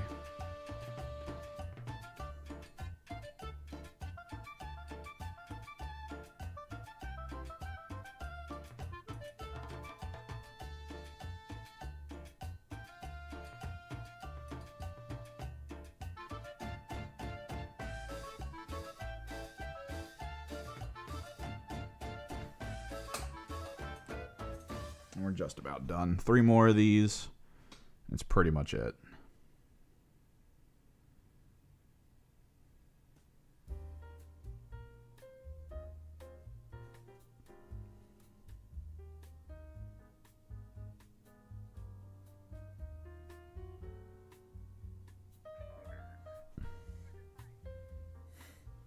Oh, nice. Thankfully, this fund... Originally, when I set this fund up, I thought they were going to be released this year at the holiday season. It's next year. So I have some time, which is good.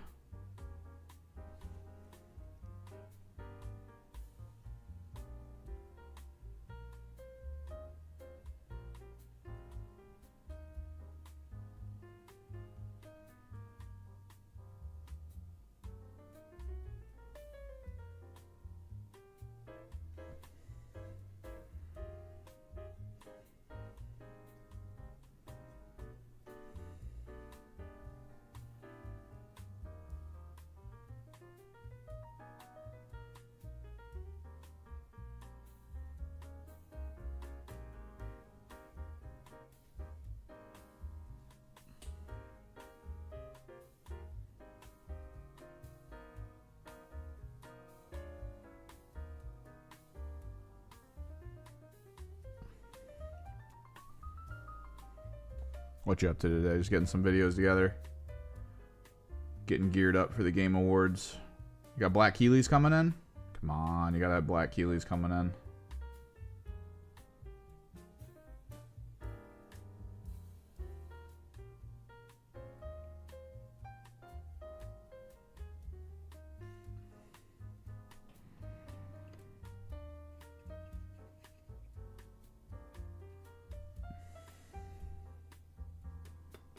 Depigment those.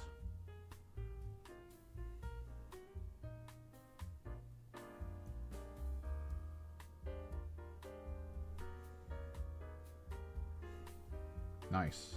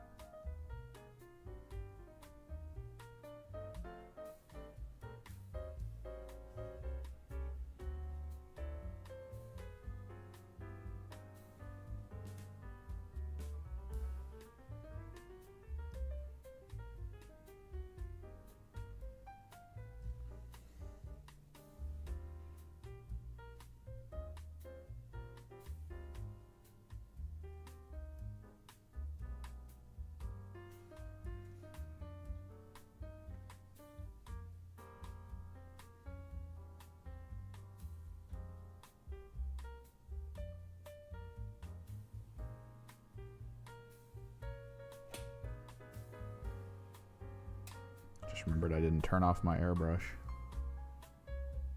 There we go. I'll empty the container of it, the little vat of air later. No reason to do it now since we're basically done. We got one more base rim to paint. And then I have to varnish, but that'll happen later.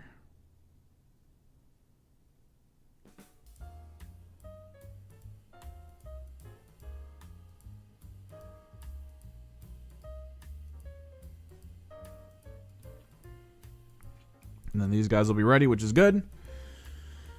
Because I kind of want to do the video overview. Oh my god, so much wasted pigment on this guy's stuff. Not that it matters, I don't really need a ton of it. I don't know how much pigment I'm going to be using in my Emperor's Children base work. Not this, at least. Maybe the mica powder pigment. Keep everything fluorescent and bright. But yeah, I kind of want to go over Underworlds because it's a solid game mode.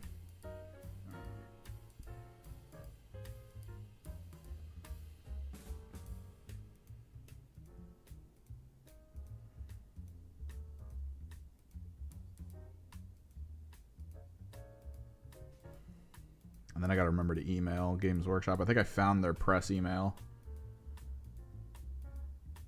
God, it's always a struggle to find that crap.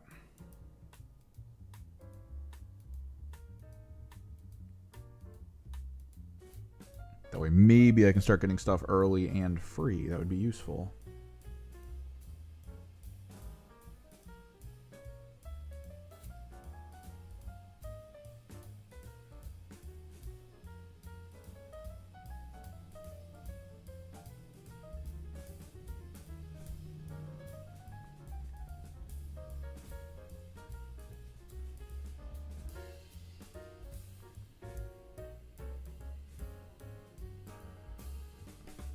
Because there's been a lot of channels at the end of this year that I've seen who just straight up got like all the old stuff. Maybe I could do a year-end, hey, this is how far we've gone video, because holy crap.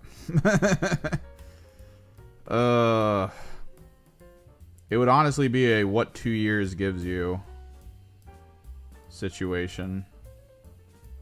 2 years of painting all my terrain. I'd have to go get the terrain and everything from my buddy's house that he still has over there. He has most of my Nachman terrain, all of my Chalnoth terrain.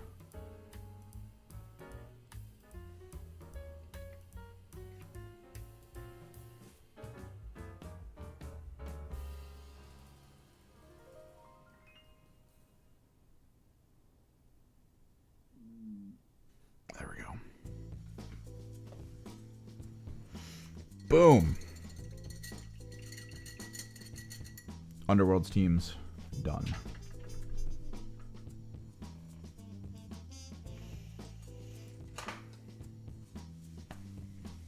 I wouldn't mind going over them as well as the cards. But this game has been downloaded on my hard drive for about an hour now. I really want to play it. Really want to play it. Huh. Let me... I wish there was a quick snap system that I had with this camera. I'm going to do something I don't normally do.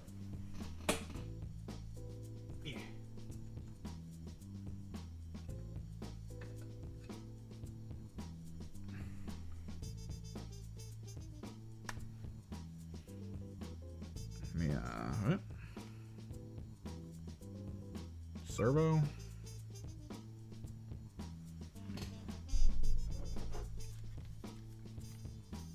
And let there be light.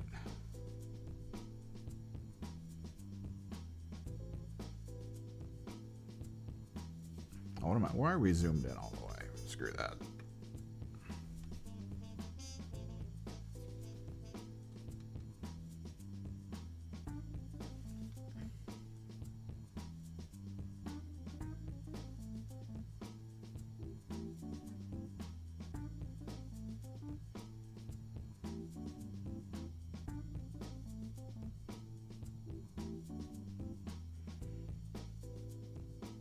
I think they turned out pretty well.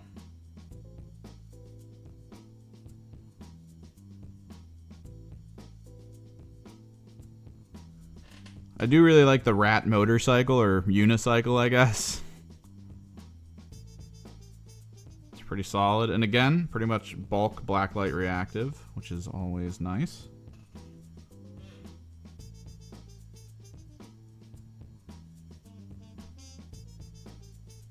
I like that the Stormcast are a little bit more, like, dark feeling. I kind of enjoyed the approach that they had where it seems like their Games Workshop's goal and focus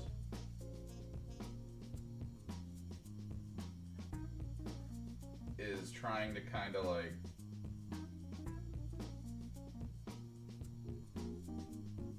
there we go.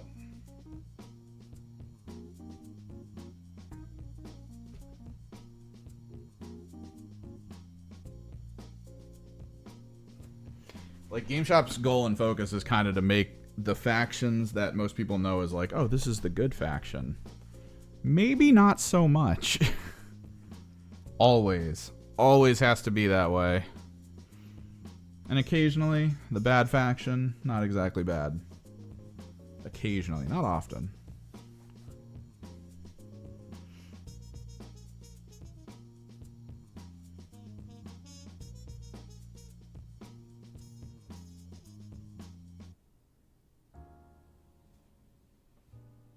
Actually, let me before we go, I do really want you guys to see kind of like the gist of the black light. So let me turn that off.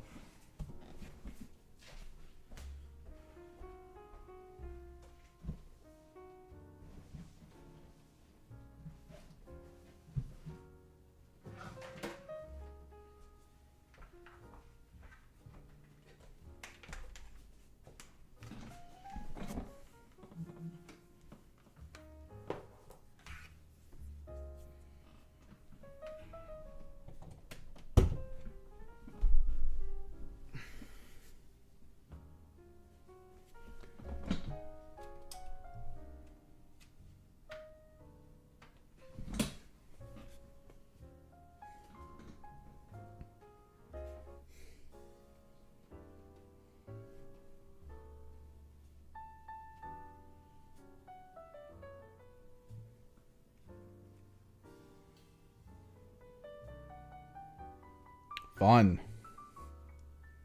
Absolute fun.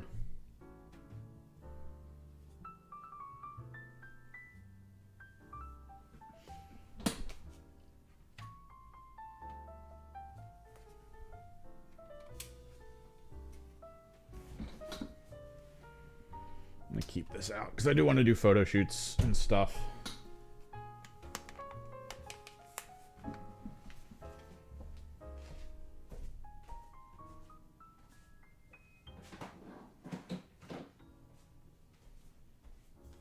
Yeah, all worked out. Thanks for hanging out. This was probably the last project for a little bit. Don't know if I'm getting the ratlings from the new upcoming stuff. I think we might actually avoid the ratlings and orcs. I don't really think I need them.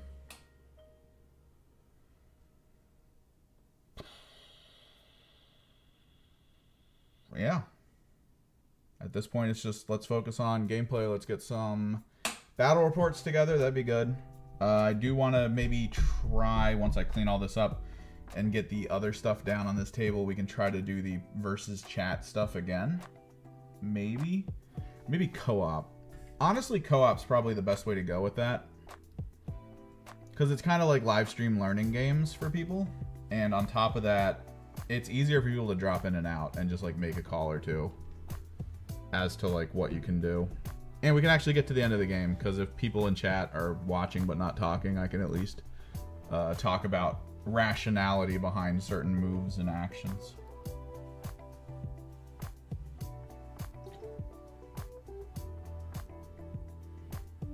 Which I think could be good. But yeah, I gotta play Towers of Agazba. Yeah, Towers of Agazba. I don't really have a gaming streaming channel, so I'm going to be doing that on my own, for myself. Because why not?